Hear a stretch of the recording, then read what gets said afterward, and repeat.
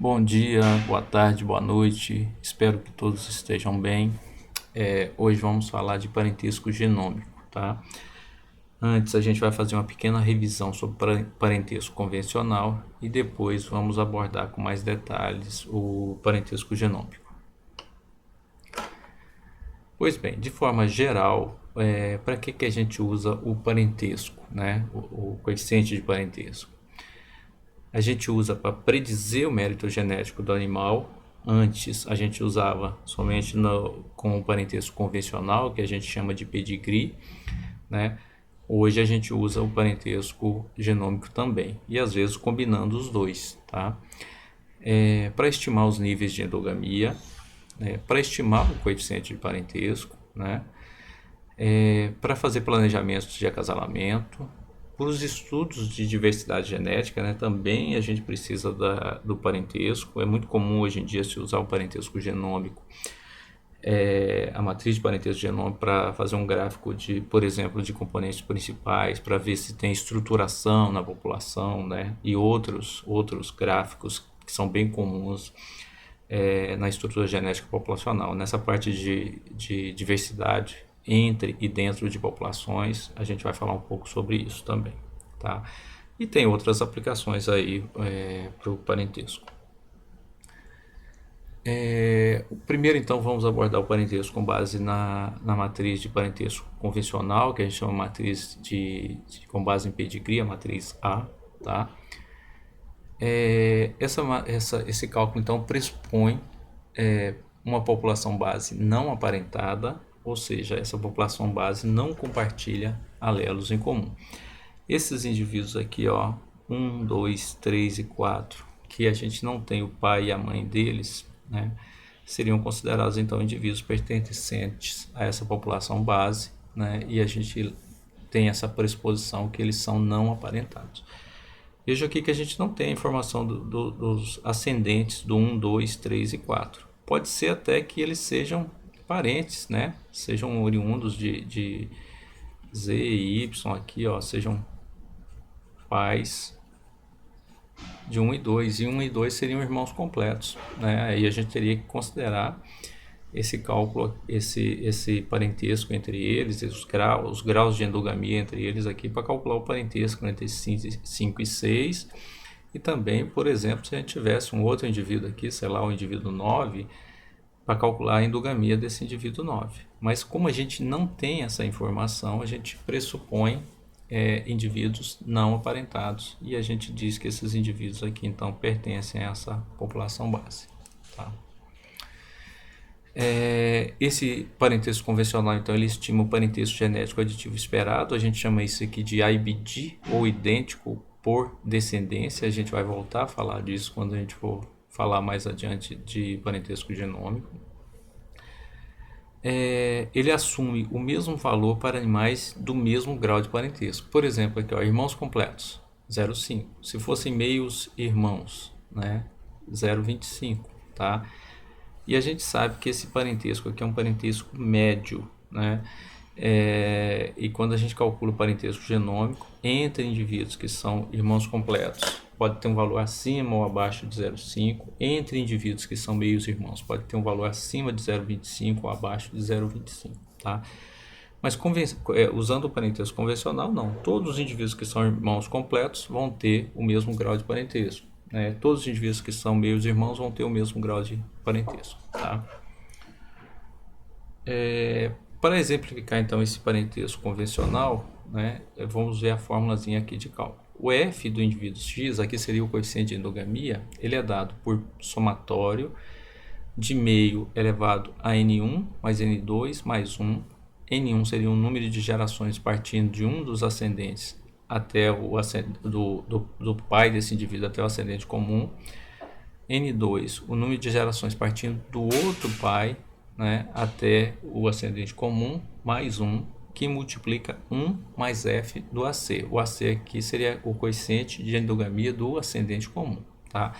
E a gente tem que fazer isso aqui para todos os ascendentes comuns. Exemplificando, fica mais fácil, né? Vamos botar aqui que a gente tem aqui um indivíduo 9. Vamos simular aqui que a gente tem um indivíduo 9 aqui, tá? os ascendentes comuns desse indivíduo 9, a primeira coisa é a gente identificar os ascendentes comuns, né? A gente costuma fazer esse coeficiente de trilha e a gente vê se fecha o ciclo, né? Então, saindo do 9 aqui, vai para o 6, vai para o 1, volta para o 5, volta pro... Então, fecha. Então, 1 é um ascendente comum. Então, ele entraria num somatório desse aqui, tá? Então, eu tenho esse aqui como ascendente comum. O 2 também, vejam que fecha o ciclo, tá? Então, o 2 também é ascendente comum. Então, para mim calcular aqui o F do 9, né? Eu pegaria então, usando essa forma, somatório de meio porque cada geração o indivíduo passa metade do seu material genético para a descendência, né? Então seria meio, vamos fazer primeiro então para esse aqui, ó, indivíduo 1, elevado a N1. Então vou pegar o número de gerações de um dos pais, 6 até 1. Então tem uma geração aqui, ó, mais do outro ascendente até o ascendente comum, uma geração também, mais um da fórmula, né? Vejam aqui que tem vezes 1 mais f do ascendente comum. Nós estamos fazendo para 1, tá? Esse ascendente comum, a gente não tem informação dele, tá? Então, a gente não sabe se ele é endogâmico. Então, aqui vai ficar 0, né? Lembra dessa pressuposição aqui, ó. Pressupõe população base não aparentada, que não compartilham alelos em comum, tá? Então, 1 mais 0 vai dar 1, que multiplica, vai ficar só essa partezinha aqui, ó. Isso aqui é relativo ao primeiro ascendente, 1. Como a fórmula é somatório, eu tenho que fazer para os outros ascendentes. O outro ascendente comum é o 2, então agora vamos fazer para o 2, tá?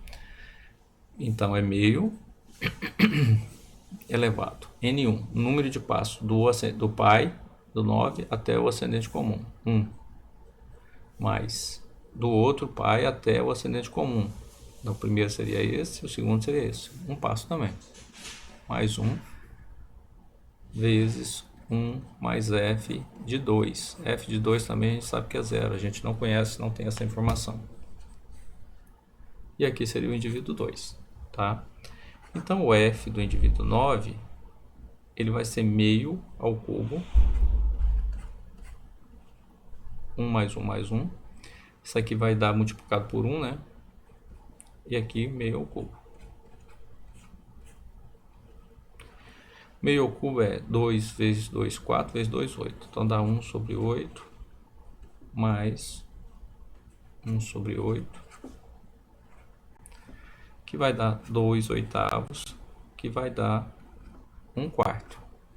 Então o coeficiente de endogamia desse indivíduo 9, que é filho de irmãos completos, 5 e 6 são irmãos completos, é 1 quarto, ou seja, 25% de endogamia, tá?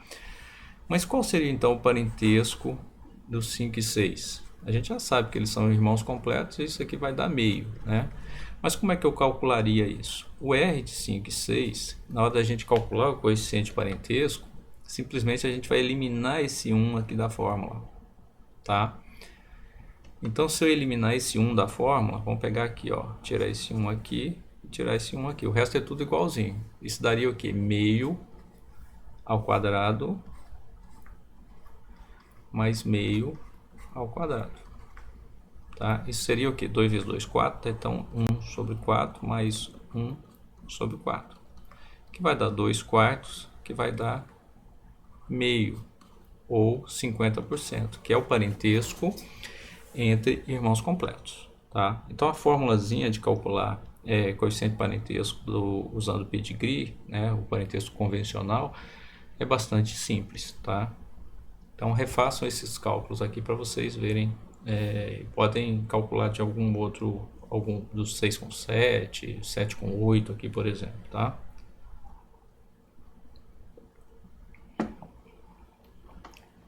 Aqui já tem um cálculo um pedigree mais elaborado, né, aqui de Cardelino e Rovira 87. Aí vou deixar como exercício para vocês, a resposta é essa, né?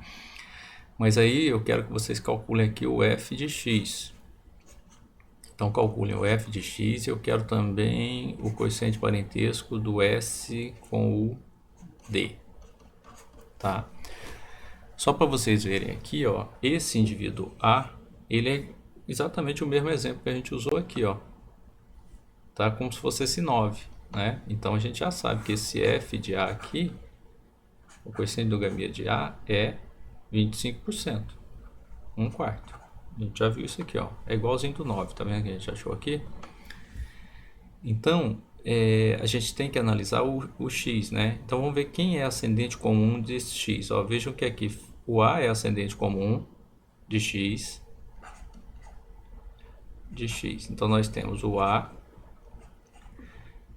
Vejam que o y também fecha o ciclo, ó. Então nós temos o y, tá? O A, nós vamos ter que considerar ele aqui do ascendente. Quando a gente for calcular para o A, a gente vai botar 1 mais o f de A. A gente viu que o f de A vale 25%, né? Então vamos ter que considerar. Agora, vejam aqui que o y, ó, eu sei quem é o pai, sei quem é a mãe, mas não sei se fecha o ciclo aqui num outro indivíduo Z aqui, alguma coisa assim, né? Para saber que o y é endogâmico. Então o f de y, na hora de usar essa informação para calcular, a gente não tem como informar, ele é zero, a gente não sabe dessa informação aqui, tá? Então quero que vocês tentem calcular e na aula síncrona a gente discute, faz, interpreta, tá bom? Deixei até um espaçozinho aqui para fazer. Pois bem, esse parentesco com base no pedigree, ele serve para quê dentro da avaliação genética? Geralmente a gente monta uma matriz que a gente chama de matriz de parentesco, tá? A gente chama essa matriz de A no parentesco convencional. E eu incluí aquele indivíduo 9 aqui, viu? Ó, vamos pensar que a gente tem um 9 aqui, tá? Aquele que a gente simulou e usou para o cálculo, tá? Então essa matriz, ela vai ser assim, ó, aqui a gente vai ter os indivíduos, quantos forem, né? É comum a gente ter matriz de parentesco aí de 20 mil, 30 mil, 100 mil, mais de 150 mil indivíduos, né? Indivíduo 1, com ele mesmo, parentesco 100%. 2, com 2, 100. Então a gente tem aqui uma diagonal, né? Que se o indivíduo não for endogâmico, ela é igual a 1, tá? Então a gente sabe que todos aqui não são endogâmicos, né? Mas esse 9 ele tem 25% de endogamia. Então vejam que do 9 com o 9, eu tenho aqui, ó, 1,25, tá? De coeficiente de endogamia. Aqui, fora da diagonal, a gente tem o parentesco. Então o parentesco do indivíduo 1 com 2, vamos botar o 9 de novo. 1 com 2, 0, não conheço. 1 com 3, 0. 1 com 4, 0. São justamente os indivíduos que a gente está chamando aqui da população base, tá? Agora bem, 1 com 5, pai e filho, meio. 1 com 6, mãe e filho, por exemplo. Vamos pensar que o 2 é fêmea, meio. 1 com 7, não tem parentesco, 0. 1 com 8, 0. 1 com 9, a gente viu aqui, ó, 1 com 9 é a relação de neto com avô, 0,25. Se vocês calcularem lá o coeficiente de parentesco, vocês vão perceber isso, tá? Então, dessa forma, a gente monta essa matriz de parentesco convencional, que é usada nas equações de modelos mistos para fazer a predição dos valores genéticos. O que a gente tem? Na diagonal, se a gente tiver o valor igual a 1, né, quer dizer que é um indivíduo não endogâmico, tá? Se a diagonal for maior que 1, como acontece nesse indivíduo 9 aqui, ó, esse indivíduo é indivíduo endogâmico, tá? Fora da diagonal, se tiver 0, são indivíduos não aparentados. 1 com 2 não é aparentado, tá? Fora da diagonal, se for um valor maior que 0, indica indivíduos aparentados, como 1 com 6, como aqui o 3 com 7, tá vendo? Ó? O 3 está aqui, o 7 está aqui. Relação de pai e filho, né? Que é meio, tá? Então é assim que a gente interpreta uma matriz de parentesco convencional e ela é muito utilizada aí nas avaliações genéticas tradicionais, tá? O MME aqui são as equações de modelos mistos, né? Mixed Model Equation. Essas equações de modelos mistos, dentro da metodologia BLUP, utiliza a matriz A, que é o parentesco idêntico por descendência, né? para fazer a predição dos valores genéticos. As equações de modelos mistos são essas aqui, ó. Essas aqui são as M's, tá bom? O que a gente usa então? A gente quer fazer a predição do valor genético, que seria esse A aqui, corrigido para os efeitos ambientais. Aqui X e Z são matrizes de incidências. O A é a matriz de parentesco, ela tem que ser invertida aqui, isso antigamente isso era um problema. O alfa aqui são os componentes de variância genético e residual que a gente precisa estimar, né? E aí a gente vai fazer a predição desse B aqui, né? E ranquear os animais pelo valor genético. São aqueles valores que aparecem nos sumários de avaliação genética, tá? Tem uma pressuposição aqui que a soma dos valores genéticos preditos dos fundadores é igual a zero, tá? Isso aqui na metodologia convencional se faz essa pressuposição aqui, tá? Agora, quando a gente usa o parentesco genômico, essa pressuposição aqui ela vai existir só se a gente conhecer as frequências alélicas na população base. Também a gente não conhece essas frequências alélicas na população base, né? Tal qual a gente não conhece aqui o parentesco por pedigree dos indivíduos da população base. No parentesco genômico, a gente não conhece a frequência dos alelos, né, nessa população base. Tá? E a gente vai ver como é que a gente trata isso. Se a gente conhecer, a gente trata de uma forma. Se a gente não conhecer, a gente trata de uma outra forma. Tá? Então, passando aqui para o parentesco genômico, né, o cálculo do parentesco genômico, então ele utiliza os marcadores moleculares. Tá? Então, marcadores moleculares distribuídos ao longo do genoma podem ser utilizados para avaliar essa similaridade genética, né? Que o parentesco genômico, de certa forma, ele vai mostrar uma similaridade de segmentos genéticos estimados através dos marcadores. Então, estima a fração de segmentos de DNA em comum entre indivíduos e podem estimar o parentesco de forma mais precisa que o pedigree. Então, tem vários artigos mostrando isso aqui, tá? Então, imagine aqui dois indivíduos. Se a gente fosse considerar o parentesco convencional, todos eles aqui seriam filhos desses dois indivíduos, teriam um parentesco de meio, né? 1/2. Tá? Seriam irmãos completos. Mas considerando o parentesco genômico, considerando essa fração de segmentos de DNA em comum, né? Imagine então que esse indivíduo aqui recebeu esse haplótipo desse indivíduo, está aqui, e esse haplótipo desse indivíduo está aqui. Esse último aqui recebeu esse haplótipo desse, está aqui, e recebeu esse haplótipo desse. Então, se a gente considerar o parentesco entre esses dois irmãos aqui, que em média pelo parentesco convencional seria de 0,5, aqui ele seria 0, tá? E a gente pode ter vários graus de parentesco, dependendo da amostragem mendeliana e das frequências de recombinação, né? Perceba que esse aqui, ó, é um recombinante, né? Que ocorreu uma recombinação aqui, que pegou essa partezinha desse azul e esse desse, e pegou esse haplótipo aqui completo. Esse aqui já teve uma recombinação mais para cá, né? Ó. Como se fosse assim. Pegou todo esse azul aqui, quebrou e pegou esse pedacinho aqui, ó. E aqui também teve recombinação. Então imagine isso junto com a amostragem mendeliana, vai fazer com que indivíduos que são irmãos completos, né, filhos do mesmo pai e da mesma mãe, tenham um grau de similaridade menor às vezes do que indivíduos que não são nada aparentados pelo parentesco convencional, tá? Explicando isso aqui, ilustrando isso aqui de outra forma, né? Imagina aqui os porquinhos, né? Essa variação aqui nos graus de parentesco, que é evidenciado pelo parentesco genômico, ele não aparecia quando a gente tinha o parentesco convencional. Todos leitõezinhos da mesma leitegada, a gente considerava na matriz de parentesco meio para eles. Mas eles podem variar. Esse parentesco pode variar de 0, né, a 100%, a 1 a 50%. Em média, pelo parentesco convencional, ele dá o 0,5. Tá? Então, o parentesco genômico permite explorar essa variação dentro, né, de famílias de irmãos completos. Ilustrando isso aqui em termos de alelo, pensando num loco só, pessoal, a gente poderia ter aqui um indivíduo macho que ele tem os alelos A1 e A3.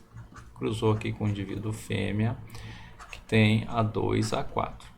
Então, é o gene A, com 4 alelos aqui, né? Então, poderia ter aqui um primeiro filho, que seria A1, A2, ilustrando essa segregação mendeliana aqui, né? O segundo filho poderia ser A3, A4. Pegou esse aqui e esse, né? Isso aqui seria mais ou menos esses indivíduos que têm parentesco igual a zero aqui, ó. Tá? O parentesco desses dois seria zero. Mas pode ter um indivíduo 3 aqui, ó, que seja igualzinho a esse, A3, A4. Então aqui o parentesco seria já 1, né?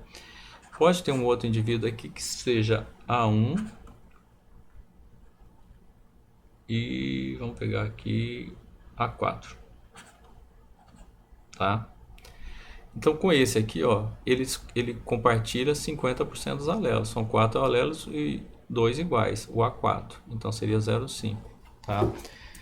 Então perceba que o parentesco convencional, né, o que a gente calcula em média de irmãos completos seria igual a 0,5. Mas ele pode variar de 0 a 100, né? E quem consegue discriminar isso, perceber isso em termos de gerar uma matriz de parentesco com similaridades de segmentos de DNA, é só o parentesco genômico, que a gente chama de IBS, né? Esse artigo do Marcos aqui é bem interessante. Ele mostra aqui que o parentesco genômico, né, ele pode ser superior ao parentesco convencional. Aqui a variação no parentesco entre irmãos devido à segregação mendeliana, isso que eu acabei de mostrar, né, é melhor capturada, né, é melhor evidenciada, estimada usando as informações genômicas que o pedigree tradicional, tá? É um artigo interessante, vocês podem pegar para dar uma olhadinha depois, tem a parte dos gráficos que ilustra bem isso aqui, tá? E a parte da justificativa que mostra a importância desse parentesco genômico.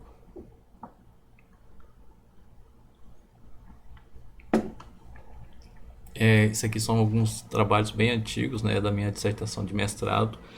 Eu trabalhei com erros de pedigree na metodologia de modelos mistos. Erros de pedigree na matriz de parentesco convencional, na A, né? E a gente percebeu que isso afeta a seleção, né? E faz com que selecione machos errados, né? E isso diminua os ganhos genéticos. São artigos antigos, mas também interessantes. Na revisão de literatura que eu fiz na época, os erros de pedigree chegavam a ser, em bovinos, chegavam a ser superiores a 20%, tá? E aí a gente simulou aqui, ó, erros que variavam de 0, 5, 10 e 15%, 15 e 20% de erro, né? E isso afetava muito a predição dos valores genéticos e a classificação dos animais. Consequentemente, você escolhia touros errados e isso levava à diminuição dos ganhos genéticos, tá?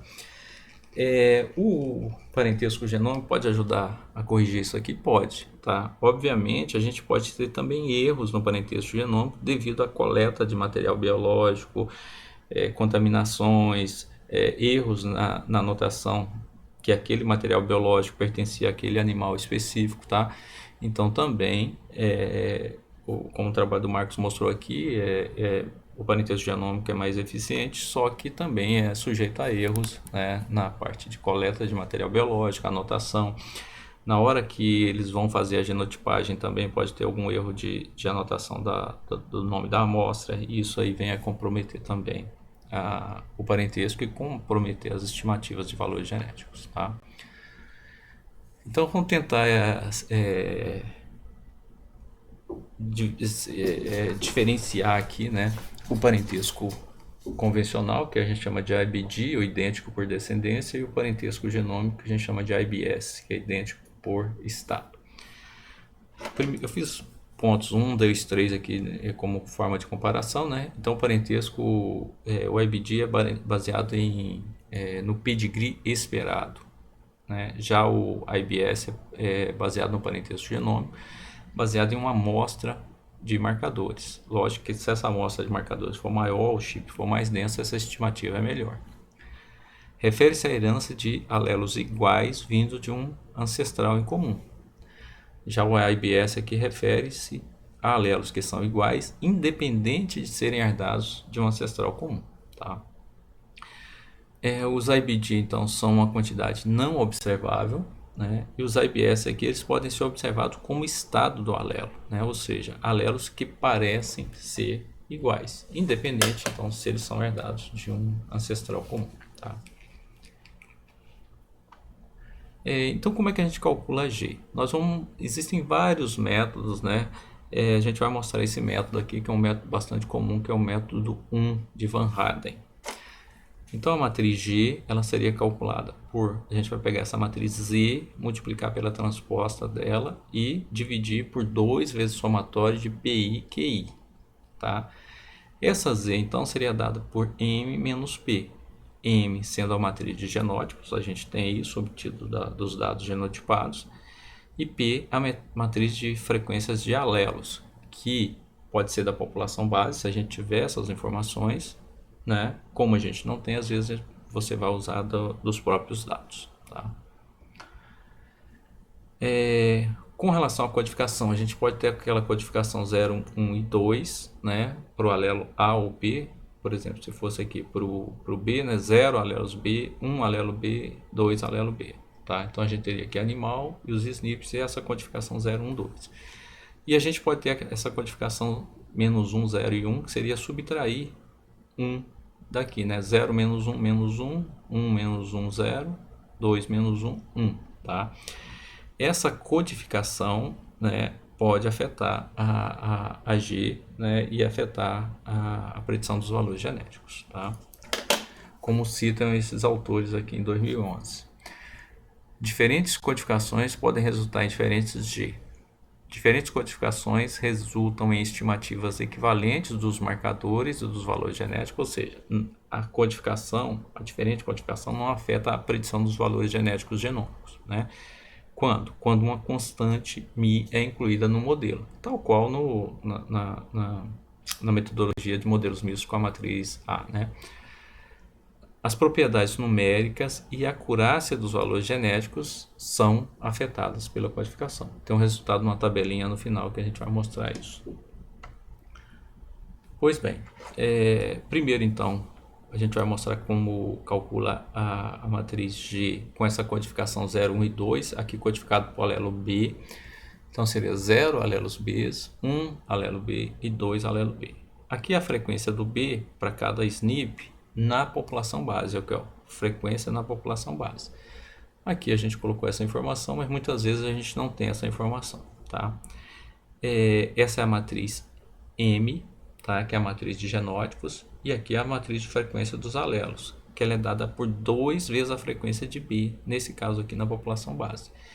Então 2 vezes 0,01 dá 0,02 para todos os animais, 2,0,07 dá 0,14 para todos os animais. Tá? Então aqui a gente já teria a M e a P. Quando a gente vai subtrair a M da P, a gente vai ter a Z, que vai ser Z', vai ser esse numerador aqui. Tá? E esse aqui é calculado com base nessas frequências aqui, ó. 2 vezes PI 001, QI vai ser o complemento, vai ser 0,9, né? E vou fazer o somatório disso, depois multiplicar por 2. Aqui seria só mostrando a mesma coisa com a outra forma de codificação, menos 1, 0 e 1. Aqui as mesmas frequências alélicas na população base, só que aqui o cálculo para P seria diferente. Você vai pegar a frequência de B, 0,01 menos 0,5, tá? E depois você multiplica isso aqui por 2 aqui, ó. Então a gente vai ter esse valor de 0,99, 0,98 e faz a mesma coisa para todos os outros valores. Então, só simplificando o cálculo final, para aquela codificação 0, 1 e 2, que é a primeira aqui, ó, tá? Essa aqui. Então a gente tem o Z vai ser o M menos P, aqui é o Z', isso aqui então vai compor esse numerador aqui. E esse denominador, eu fiz uma tabelinha aqui para vocês entenderem melhor o cálculo, né? Então as frequências do alelo B na população base, para cada SNP, seria 001, 07, 007, tá aqui, ó, tá? O complemento vai ser a frequência do outro alelo, então você pode chamar isso de P ou de Q, tanto faz, né? Então 001 vai ser P, por exemplo, 099, que é o complemento, 1 menos P vai ser o Q, né? Aí depois eu vou ter aqui, ó, P vezes Q, então esse vezes esse dá esse, faço isso para todos, depois somo, né, que aqui é somatório, ó, esse mais esse mais esse mais esse mais esse, deu 007, e depois eu multiplico por 2, que vai dar o 1.4248, que compõe esse denominador. Então se eu divido essa matriz aqui, z' por 1,4248, eu vou ter a G, que é essa matriz aqui, tá? Então essa é a matriz de parentesco genômico pelo método de Van Hayden, né, que é conhecida também como matriz de parentesco realizado, que é uma boa aproximação para o IBD, que seria o parentesco convencional, tá? O Van Hayden, para esse primeiro método, ele cita aqui alguns pontos importantes. As frequências de alelos em P devem ser da população base não selecionada, em vez daquelas que ocorrem após a seleção em endogamia. Isso é muito difícil, porque as nossas populações estão sob seleção, estão sob endogamia. Na maior parte das vezes não se tem da população base e usa-se as frequências alélicas observadas. A divisão por 2 somatório PI e QI torna G análoga a A, a matriz de parentesco convencional. A matriz G, a matriz de parentesco genômica, é positiva semidefinida, tá? Mas ela pode ser singular, ou seja, não ter inversa única, não ter solução única, tá? E aí pode-se combinar, né, G e A para tentar resolver esse problema. Então tem outros métodos propostos para calcular essa matriz de parentesco genômica que tenta contornar esse problema, tá? A interpretação então da matriz de parentesco genômico, da mesma forma que a gente fez lá para a matriz de parentesco convencional, aqui tem umas diferenças, né? Vejam que tem uns valores muito maior que 2 aqui, né? Então esse exemplozinho usado em aula aqui é um exemplo com um número muito pequeno de animais e de marcadores que gerou isso aqui, mas com dados reais a gente não vai ter valores tão grandes assim, né? Valores fora da diagonal negativo, né? Indica o que? Par de indivíduos que compartilham alelo em uma frequência menor do que o esperado, menor do que a média da população. Então, um exemplo aqui, animais menos aparentados do que a média da população, tá? Então, aparece aqui, ó. Valores fora da diagonal iguais a zero. Par de indivíduos que compartilham alelo em uma frequência igual ao esperado, né? Coeficiente de endogamia negativo, ou seja, quando a gente olha a diagonal aqui, né? Pode acontecer, aqui não tem, mas pode acontecer. São animais com nível de homocicose ou nível de endogamia menor do que o esperado, menor do que a média da população. Isso geralmente não dá, pode dar um valor maior que 1 e tal, mas não vai dar maior que 2, né? Que são valores que estão muito maiores devido a essa questão de amostragem que eu falei com vocês, tá? Com relação àquelas frequências alélicas que compõem aquele 2PQI, 2 vezes somatório de PQ, BI e QI, né? Qual utilizar, né? Então, a gente pode usar a frequência alélica da população base, se a gente tiver, geralmente não tem. A gente pode usar as frequências alélicas observadas dos nossos conjuntos de dados, né, para cada SNP. Pode usar a frequência alélica igual a 0,5 para todo mundo, tá?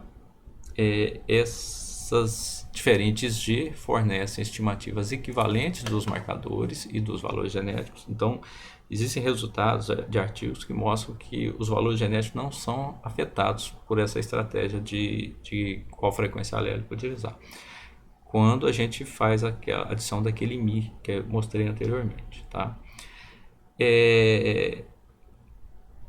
Essa GOF, que seria G com base nas frequências alélicas observadas, elas apresentam problemas ao comparar o mérito genético de animais genotipados e não genotipados. Isso aqui está no material do Andrés Legarra.